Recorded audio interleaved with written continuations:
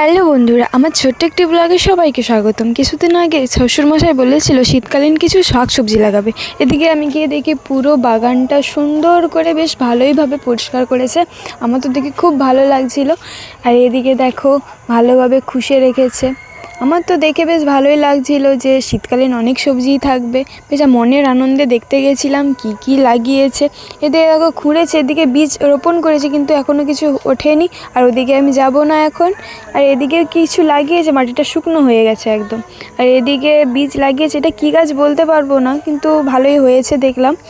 আমি তো মনের আনন্দে এবার বাড়ির সেদিকে যাচ্ছিলাম, দেখি ওদিকে কি গাছ লাগিয়েছে।